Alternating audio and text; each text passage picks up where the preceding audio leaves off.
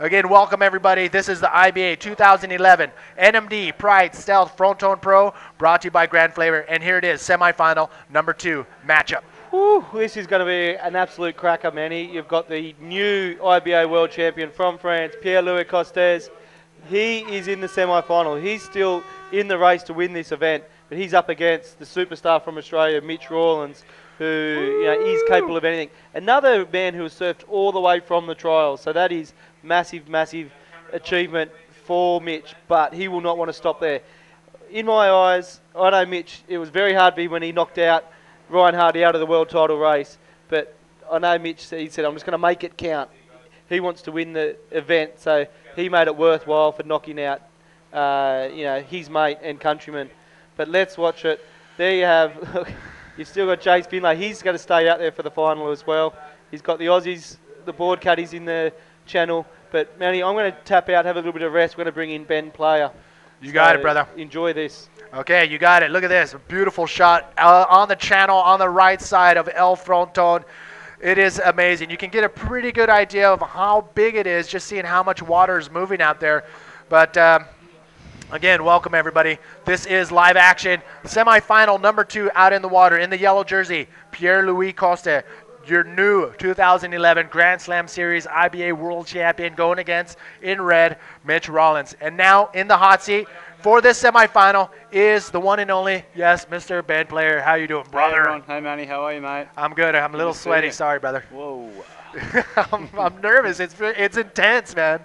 It's intense. How exciting has today been, mate? It's been out of control, hey? What do you see from up there? You've been hanging out with the other guys, and you've been watching straight down down to the cliff. What do you see? What are you feeling? There is, like, so much emotion buzzing around up there. Like, everyone's kind of feeling the vibe, and, there's good vibes, there's bad vibes, and there's just, like, my ones are just completely wild. Like, I don't know what to feel. I don't know whether or not to be stoked. I don't know whether or not to be upset. I mean, part of me is, like, fearful of what Pierre's, like, he's won this first world title, 21 years of age, yeah? And he's at the start of a massive kind of campaign. Like, who knows, he might just kind of bankroll this and just keep going for another 5 events. And that's a little bit scary. And then, Jeff too, like seeing him lose today. And he's had such a successful year and ripping the whole way through the year, been ahead the whole way through the year, and then gets pipped right at the post in this last event here. And, I feel pretty sorry for him. And, like, he handled it like a true champion. He I didn't agree. get upset, he didn't get angry, and he just kind of got up there and congratulated everyone like a true hero should. Yeah, very, very much of a class act, Mr. Jeff Hubbard, who unfortunately just saw the world title just sneak away from him as PLC won his quarterfinals against Jared Houston, the South African. Jared Houston put up a great fight, but PLC is your new world champion. Yeah. Again, class act, Jeff Hubbard. We will definitely see him again in 2012. Firing on all cylinders. But now, currently in the water with 27 minutes remaining, we do have PLC in the yellow jersey and Mitch Rawlins in the red jersey. This is going to be interesting to watch. This is going to be a great heat. I mean, these guys done a lot of trips together, like photo trips and film trips, and there's like the level of riding that both these guys are capable of. So high look at Pierre. That was a beautiful takeoff, trying to push forward. He's done great to get that far. Oh, no, I think that's too much water under his board. He's not going to pull out in front of that whitewash. It just bails. Free fall, man. That was pretty wicked, wasn't it? That's the thing out here at El Fronton. I mean, you've got to be able to handle that free fall because most of these riders are doing that. Another look. Talk us through. Look at that free fall. He tries to grab his rail straight at the bottom and get some forward drive. That's why he's pushing forward so hard. But unfortunately, Fronton is such a heavy wave that if you get hit by that shock wave, it actually pushes you back into the barrel. Oh, my. It doesn't help you in any way to push forward. So unfortunately, that's what happened to Pierre in that last one. And, but, like, who cares? I mean, he's world champion, for Christ's sake. Look at him. Look how excited he is. But you know what? I think he wants to top it off with a win as well here at the Fronton Pro. Yeah. Why not? Why not? Yeah, why not win everything? Exactly. Jake Rosenberg, even from Hawaii, says, why not? And we want to thank you all for tuning in here for the NMD Pride Stealth Fronton Pro, brought to you by Grand Flavor. If you're watching on IBAWorldTour.com or on RedBull.tv, thank you for tuning in. This has been an action-packed day. The massive swell finally came in, and the riders put their hat into some serious waves of consequence for the competition. I went for a little paddle down at Chubaria, which is just down the kind of bay from here this morning, and there is so much power in that swell at the moment. It's got so much power, and my hat does go off to the competitors who are out there today, putting their life on the line to get results. And Pierre put it on the line. He got the scores, and you know, he came through and he came from behind and he won. And what a bloody little legend, eh? That's it. What a bloody little legend is correct. Yeah. I mean, this guy has been on fire for the last half of the tour, so well deserved. Look at this, Oh, out the Mitchell back. Rawlins. Oh my God! Would you look at that pit? That's a big barrel. Mitchell Rawlins. Did you see that thing? Oh my! He's stoked right there. Mitch Rawlins drawing it all the way down the line into the channel. He's happy with that one. Oh my God! That was a really strong ride. That's like an open wave and so much power. Did you see that power? Here we go. Hopefully another look. Look at, you can actually see how high the cliff we are. So the justice is not served when we get those angles from high above, because we are about 100 feet above the water. So looking down, we really don't see how massive these waves Here are we go, until we replay. get. Check this out. Oh, look at that. That's a big pit. He's putting the brakes on right there and pulling back up into the barrel. And that's a hard section with all that crumble. And look at that thing. It's just spinning away underneath him, pushing down back on the shock wave. Oh, my God. My hat goes off to Mitch Rawlins for that. That's a big score. He's looking at 8 or 9 for wave. that. He's actually hitting the brakes right there. He's dragging his feet, trying to wait for a lip section. Yeah, exactly, to try and roll out of something like that. Ooh, a nice wave right there for Mitch Rawlins. Wow. Oh my, I don't know if you can, if there's someday we're going to have to hook up just the, I don't know how we would do it, but just if you can feel and hear the sounds of El Fronton as these sets come in, it is just massive out there. Hey, I mean, oh. Imagine if Mitchell Rawlins makes this heat, right? We've got 2 guys who have come through the whole way. We've got a trialist who's Jace Finlay, who's already into the final, and Mitch Rawlins, who's come through from the trials, yeah? Imagine that. Oh, my. It could definitely happen, but Mitch has to fight off PLC.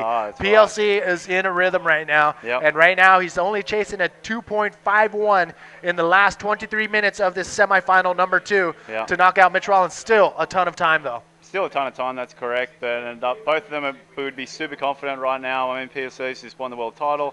He's like right now thinking, I've got nothing to lose. Mitchell Rawlins with that opening wave of what did it even score? He got a 5.75? No. I feel like maybe he should have got a little bit more than that. There's a big set wave. He was really deep.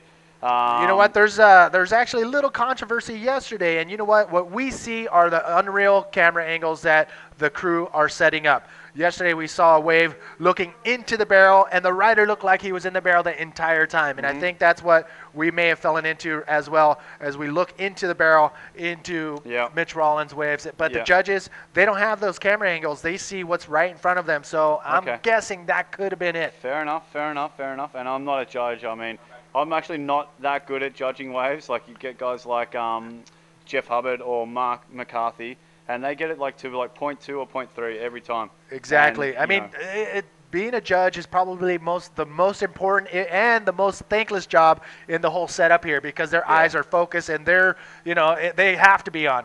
Completely. And they always just get everyone's complaints as well. And I'm a sucker for that. Like you don't get the score that you wanted and all that kind of stuff. And you take it out on the judges sometimes. You can't help it. And also, they cop it. And they never get congratulations. I have to make sure I give a shout out to wave streamers and the guys from Snakes and Ladders to do what they're doing, not only for the live stream, but the entire production of the media throughout the entire year of the IBA Grand Slam Series. So they've done also a great job behind the scenes to make it all go down. So again, wave streamers and Snakes and Ladders holding it down on the media side of things. Here we are, semifinal number 2. Slowed down just a bit. Mitch Rawlins in red, Pierre Costa in yellow. We'll be back right after this.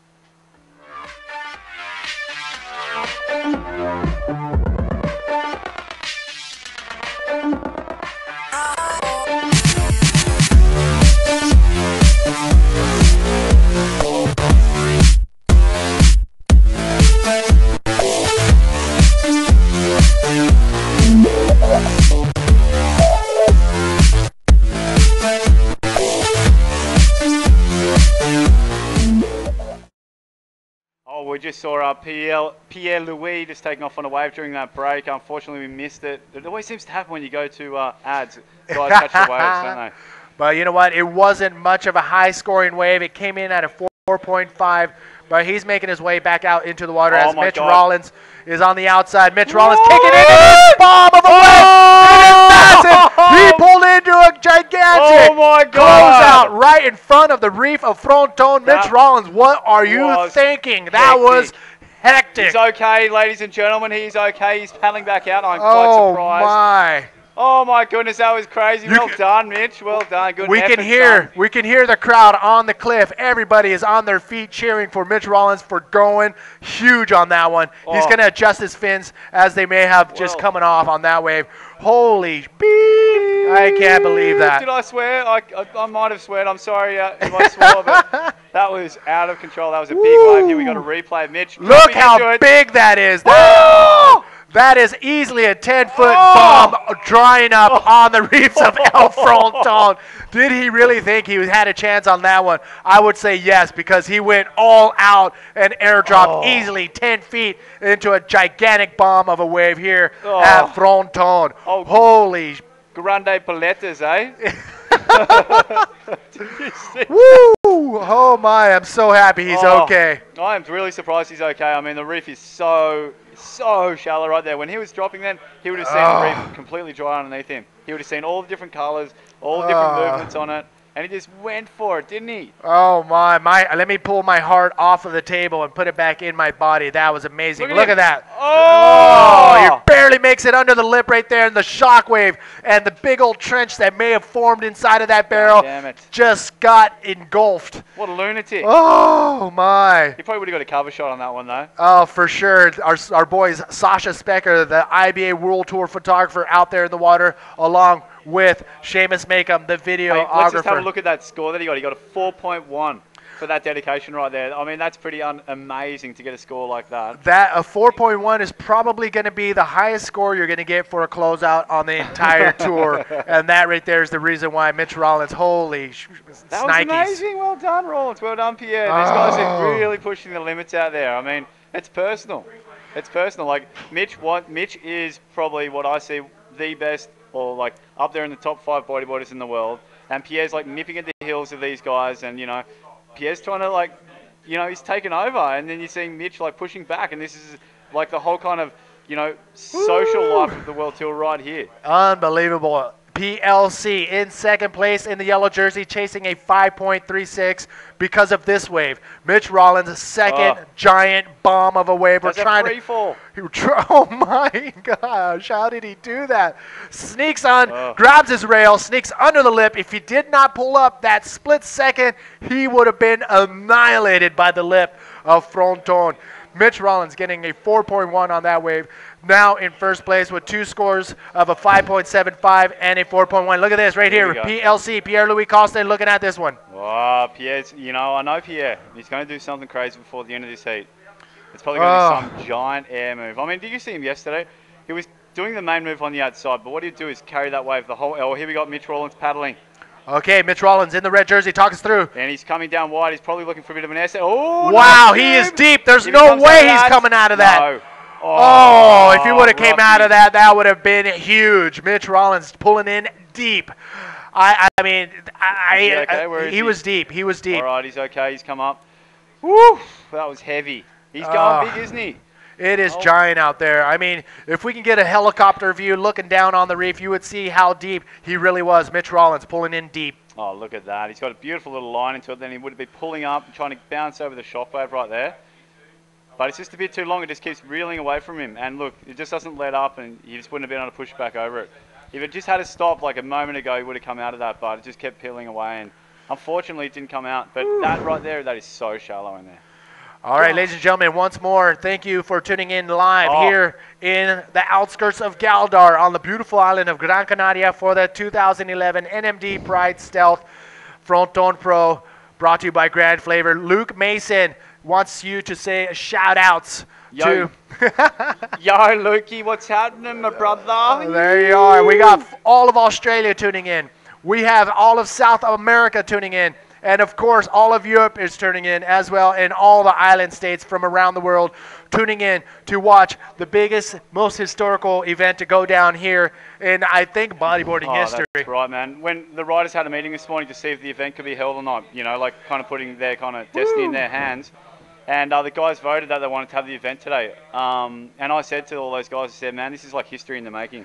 You guys have a chance to write the history books and to shine out from the rest of your peers. And that's exactly what these guys are doing. That's exactly what they're doing. And our boys in Portugal as well in Iracema, Flavio and the boys are chowing down and watching live from Portugal. Oh my, look at that mountain of water just coming into the reef. It oh, really seems like the waves are starting to turn on right now. It's getting a lot cleaner, and the tide's probably just about an hour past high tide. So what you're going to start to see is a lot more waves starting to drain out and push in over the shelf. And this heat's been a pretty good display of that, with Mitch going absolutely hardcore. Pierre getting a couple, hasn't really quite opened up yet. He's probably looking to get a nice wave in order to do some crazy 720 air reverse or something like that. I don't know, but you never know. This is really exciting. PLC is known for his backflips, and he is the only person to have come close to documenting a double backflip. That could go down, as well as Mitch Rawlins' 720 air maneuvers as well. Thanks again for tuning in. Jacob Romero, one of the top bodyboarders to come out of Hawaii, is also tuning in from Hawaii, brother. I know it's early over there. It's 7:47 in San Diego, California right now, so we know it's a little earlier in Hawaii. So Portugal, Hawaii, Puerto Rico, everybody, thank you all for tuning in. Mitch Rawlins currently leading the charge in semifinal number 2 ahead of PLC. PLC needing a 5.36 for that first place spot. I don't know if PLC has a thing, but IB does. Boom! What up, IB boys? Okay, this is it. 14 minutes remaining. Mitch Rawlins leading the charge. And ripping too and going hard. Sometimes in heats that I've had where you get a good smashing like that, exactly what Mitch has done, it kind of loosens the nerves and you kind of just go, oh, what the hell? I've just copped as hard a beating as what you can possibly get. And you end up just going harder and harder and harder, and it kind of relieves all your pressure. And that's probably where Rawlins is at in his headspace right now. And typically he's a pretty nervy competitor. He gets really frustrated really easy and lets his temper get the better of him, which you saw in the second heat of the trials division. And he managed to come through that and get to the better of it. But when he's on, which he's one of those guys. And he just won the Riptide Pier Pole just like last week, which is an amazing accomplishment for his career. There's just so many guys pushing and going big, and to win that's a really amazing feat. So yeah, it's really exciting, and to have him against the current world champion. We can actually say that now. He's the current world champion, Pierre. Yes. That's pretty amazing, isn't it? Hey? Oh, no, he's super pumped. And you saw the French team up here along with his girlfriend and his little sisters in the house. So they are all stoked right now. Yeah. Viva la France, viva Pierre-Louis Costa, the new world champion. So unbelievable. How's his, let's talk more about that Mitch one, hey? That was absolutely nuts, wasn't it, hey? Oh, unreal. I think we're going to see a quick little look at that wave as the guys sit waiting patiently. Look at this. Oh my God, that is just so heavy. I haven't even got any words to describe that. I would be crapping myself if I was Mitch Rawlins right there. I mean, he's so lucky to get on that lip. If he had got that lip on the head, seriously, he could have got seriously hurt. I'm talking hospital, maybe worse kind of hurt. It is shallow and dangerous out there. That is the level of bodyboarding that we are at right now, ladies and gentlemen. I know, but I don't want to. I just want to have fun. Look at this. Look at this. I know, we all do. Here we go, Pierre-Louis. He's looking for a little spin into that by that leg store. Oh, nice section. Is he going to come out? Look at this big backflip right there. PLC, is he going to come out? No, he does not pull off that big backflip at the end of that wave right there. Yeah. 5.36 is what he's after, and you can see the frustration right there from PLC for not pulling off that maneuver at the end of that wave. You can kind of see what he was going for from the takeoff. From my perspective, what he was trying to do was actually he was trying to hold, he's holding low. He was thinking maybe a forward in the pit right there, but instead decides to pull up, maintaining control the whole time. This whole time he would have the end flip in his mind, just waiting for it, and he was waiting for it and waiting for it. But unfortunately, it just didn't really come over quite enough for him to push forward. He's kicking like a madman there to get back on top, but unfortunately he didn't make it. But it's not really, he got a 3.9 on that wave, which isn't going to fall into his top scores. Oh, actually it does, a 3.9 and a 4.5, sorry. So now he's sitting on an 8.4, but he's still chasing a 5.36, which is a doable score out there. Especially for a guy like Pierre. All he needs is a little short kind of ramp. He comes hard off the bottom, banks a massive backflip, and he's going to get a 6.5 pretty easily. Easily. But right now, priority is in the hands of Mitch Rawlins, which he has now the priority, which means he has the choice of the next good wave to come through. That's entirely correct. Yes, he does. But see where Pierre's actually. Oh my God! Would you just look at how heavy that is? Oh, can you hear that? It is absolutely just thumping on the shallow reefs of El Fronton. Absolutely see amazing. Where Pierre is right now, paddling out right there. That's actually a pretty good position to be in if you're in second priority. Because the more west, the more west ones come through over there, and they're the heavier ones that have a tendency to be shorter and heavier and spit harder. So if he kind of just stays around there and lets Mitch kind of own that peak there, he's got a really good chance of getting a kind of 8-point ride from that position on the reef. Oh my! I would not want to be in front of those waves as they come in. No, not at all, not at all. This morning I was actually pretty scared for all the competitors to have to get out there today. I was kind of thinking doom and gloom, and there might be some horrible kind of things that might go on. You know, like being a competitor and knowing that you have to compete in this kind of stuff, it's pretty scary. Because it's all right when you're in a free surf. You know, you can be really selective and pick the ones that you know you want to get, and the ones that you're going to 100% make sure you're going to come out of. But in a competition, you have to push that level a little bit, and you're having to get waves that you don't necessarily want to take off on. And we saw that, I guess, with Mitch Rawlins. Like, maybe in a free surf, actually, he's a bit of a psychopath, so he might have gone it. But, you know, like, you usually don't want to go those kind of waves. I mean, the better you get, the more you kind of know what is a good wave and what isn't, and the more skeptical and cautious you become. You know what? I know there's a lot of people watching right now. Do the riders change their quiver? Do they have a board for situations like this, or do they use the same board that they use in 3-foot shore break? I change around my boards a lot, depending on flex, especially because if you've got a heavy wave like this, you want a fair bit of flex in your elbows so you can manage to, you know, penetrate at the bottom of the wave. Because if you've got a stiff board, you kind of like hitting corners, you know what I mean? But if you've got a flexible board, you can bend it according to the wave shape. Talk to these guys. Yeah, okay, sorry guys. But yeah, so I definitely change around my quiver, and something really, really heavy with a really late bottom turn, like Chopa or something like that, or ride a narrow board, which is easy to go from rail to rail. So you stay a lot more in control and you'll sit a lot higher on the wave face. Whereas a fatter board, like a wider board, you'll sit a little bit lower. So if you're surfing like a wedge or something like that, a fatter board is better because you can kind of draw wider bottom turns and come up to the sections more vertically. So in a wave like this, I guess it's a good air bowl with a heavy tube. You kind of want the best of both worlds. So I'll ride something around in between. And most of the time you're actually getting it running into the section. Well, you're taking off on a kind of wedge and backdooring a section, which Lester is really good at choosing those waves. Andrew Lester has been kind of choosing those waves the whole way through the event. And that's an example right there. If you see the wedge on the right-hand side moving into the peak, that was unfortunately. Oh my, that was crazy, man. Those waves, we call them the hammer. Because it just all kind of comes in, you know, like a hammerhead. And it just goes boof and just explodes. And here we got Pierre paddling. He's going to be looking for a little backflip on the left. He's going on the left right here. Nice slides into the pocket right there. Beautiful stuff. Wow. He came out too. Well done, Pierre. That's a nice one. Ben and I are looking at the screen, just speechless, trying to figure out where is PLC, but he was on that wave the entire ride. Let's see if we got a different camera angle. We will see. A question from Rodrigo. We were talking about boards. Do you change the quivers? Do you also change the fins? No, I don't. I just typically use the fins that I'm used to. Because what happens is the rubber gets nice and soft, and you know they get really comfortable, and your feet wear into them. So I don't usually try and change around my fins. So those stealth fins are really good, reliable fins. I don't really lose them that much. They tend to suck onto your feet, which is really kind of good thing. Woo!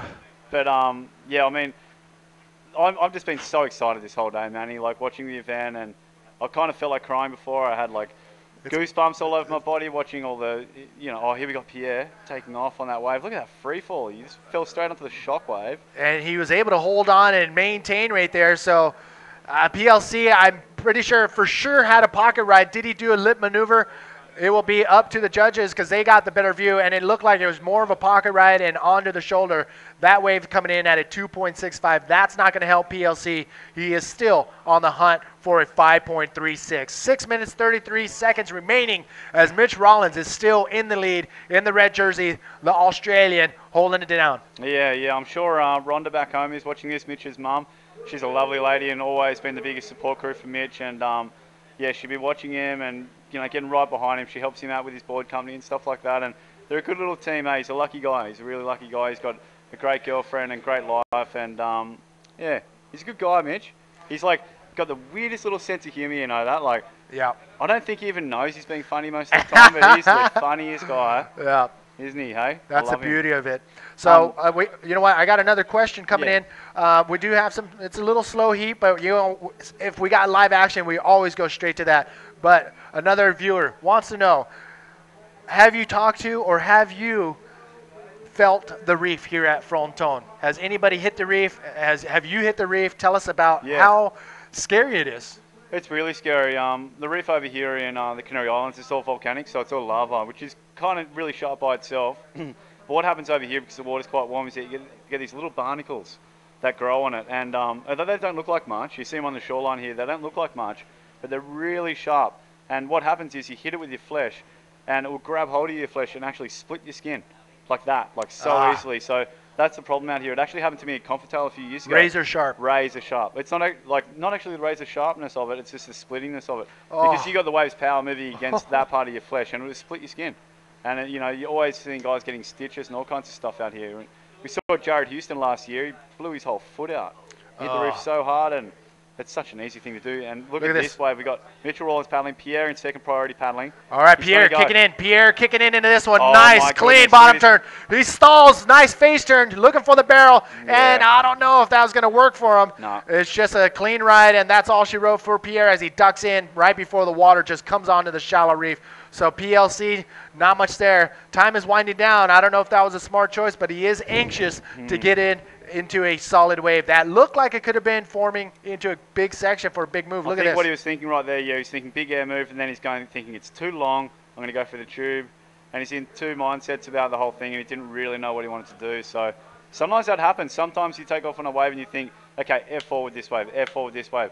And the wave will just change shape on you, and before you know it, it's an air reverse bowl, and you got air forward in your mind, and you just completely blow the section, and it happens to everyone. It's hard. It's really hard sometimes. Because, like, before any one of us would take off on a wave, you probably know what you're going to do on that wave, and you know what you're going to go for. And because, like, you look for that section that whole time, you know.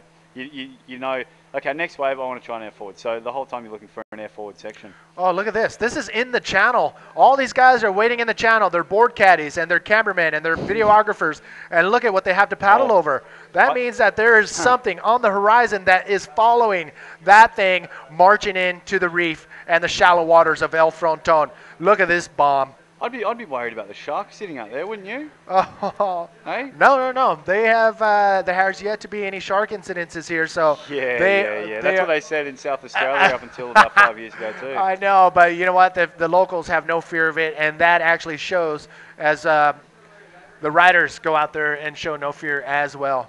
Look at this, winding down. 3 minutes. Good segue, Manny. Real good. 3 minutes remaining in semifinal heat number 2. Who will meet up with Jason Finlay in the final? Will it be Mitch Rawlins in the red jersey, or will it be PLC, Pierre Costa? Will he meet up with Jason Finlay in the final? We will find out in 2 minutes and 43 seconds left in this heat. Closing down, Pierre. You need to try and make a bit more of a move right now. So if I was Pierre in this heat right now and my strengths were the backflip, I'd be trying to sit a little bit further on the inside and trying to build on that score. You know, like you'd be able to get a 5.5 pretty easily, basically, really. He just sits inside Mitch. See what Mitch is trying to do. Mitch will sit on the outside because he's got first priority, right? And he'll let Pete kind of catch whatever waves he wants. But as soon as Mitch sees one that he thinks is capable of a 5.36, Mitch will take off straight away. It's kind of like, it's blocking and, you know. It's a strategy. Yeah, it's a strategy. It's not anti-competitive because it always happens. Like, it's just part and parcel of competing. And you can use it to your advantage and you can use it to your disadvantage, because if that happened, if Mitch did catch that wave, there might have been an even better one behind it. So sometimes, yeah, it can happen quite a lot, and you know, it's a tricky game because you're dealing with Mother Nature, and you're never sure what else might be out there. I mean, so many finals, so many semi-finals have been won and lost in the last couple of minutes of the heat.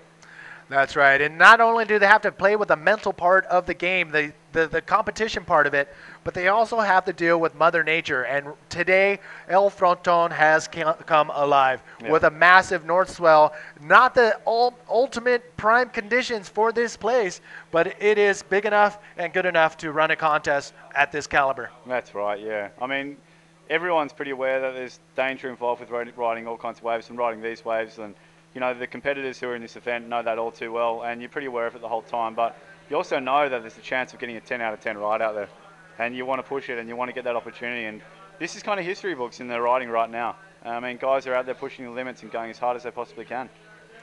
It's exciting to see. It's really exciting. Listen to this. Less than 1 minute remaining in semifinal number 2. As of right now, it looks like Mitch Rawlins will face off with Jason Finlay, but this could be an upset wave right here. PLC dropping it in the yellow jersey. Can he get a 5.36 on this wave? Comes around the section, and there is nothing for PLC. We have seen PLC's last run in the event, but that will not take away his world title. That's completely correct. Yeah, that is right. I mean, he wants to end on a good note, though. He wants to win this event and go as hard as what he possibly can. But sometimes the waves just don't cooperate with you. And, I mean, all due respect to Jeff, like, that exact same thing happened to him. You know, he's, like, surfing the best. Oh, and he just wrapped up. There it is. You can hear the horns in the background. And, ladies and gentlemen, we have an all-Australian final here at the 2011 NMD Pride Stealth Fronton Pro.